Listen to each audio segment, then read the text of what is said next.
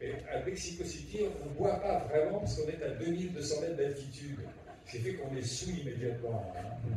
Et quand on est descendu à Acapulco, alors là, Depardieu s'est lancé sur l'alcool comme vous n'imaginez pas. Et puis, il y avait une scène où Pierre Richard entre par la porte tournante de l'hôtel et il vient d'être tabassé. Il entre à quatre pattes.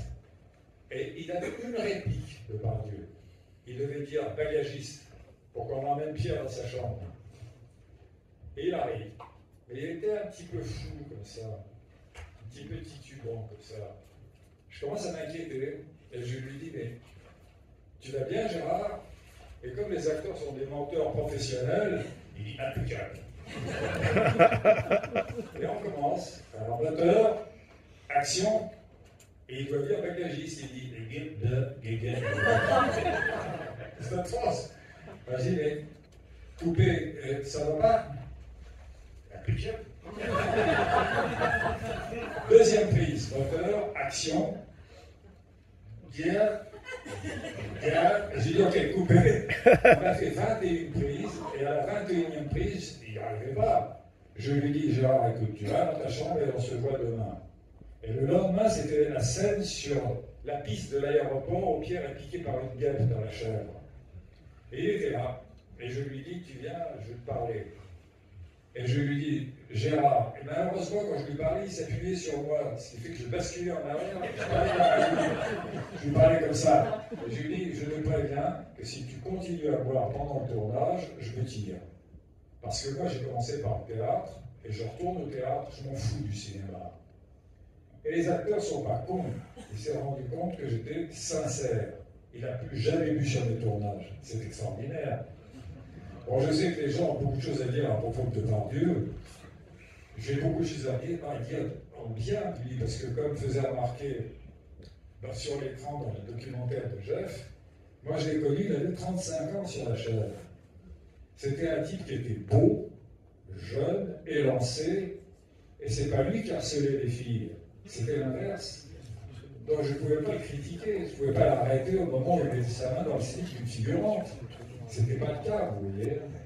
C'est pour ça que j'ai beaucoup de peine qu'il ait changé à ce point-là, même physiquement. Vous vous rendez compte que j'ai 10 ans de moins que lui, 11 ans de moins que lui. Il n'est pas possible physiquement. De plus que lui. De plus que lui. C'est quoi les 11 ans de plus? Non, mais il a l'air d'être. Ah oui, j'ai laissé l'inverse. Oui.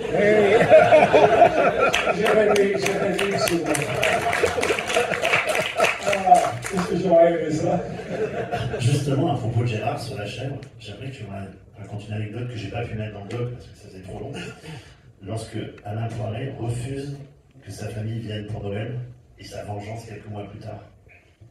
Oui, parce que, en fait, Pierre avait un pourcentage sur la chèvre qui l'a rendu définitivement riche. Et Gérard, qui sortait de films dramatiques et qui était surtout apprécié par la critique, ce n'est pas encore un acteur grand public, a été un peu sous-alimenté par Gaumont, c'est-à-dire qu'on a payé un très très très modeste cachet, hein. Moi aussi d'ailleurs. Et à un moment donné, il a demandé à Gaumont que sa famille vienne le rejoindre au Mexique pour Noël. C'était rien à faire pour faire un film. Et Poiret, qui était... Il y a une expression anglaise d'ailleurs, que je vous traduirai après, qui est Pennywise and Pound Silly. Ça veut dire qu'il était sage au niveau du centime et con au niveau de la livre sterling. C'est-à-dire, au lieu de faire des économies sur le voyage de Depardieu, il aurait dû lui payer ça, c'était rien du tout. Et puis la chèvre fait 7 millions d'entrées et il nous invite chez Taïwan. Et je voyais l'œil de rhinocéros de Depardieu, là, je voyais toute la rancune dedans. Il était prêt à rentrer dans Poiret, là, c'est le nom du producteur. Et Poiret avait une habitude au restaurant, il disait au sommelier, bah, vous nous donnerez un petit Bordeaux léger. À ce moment-là, Depardieu dit, pourquoi petit, pourquoi léger? Et il dit au sommelier, tu dois tout le monde Depardieu. Eh, passe pas la liste. Et il dit, Pétrus, c'est pas mal, non? Il prend la meilleure année.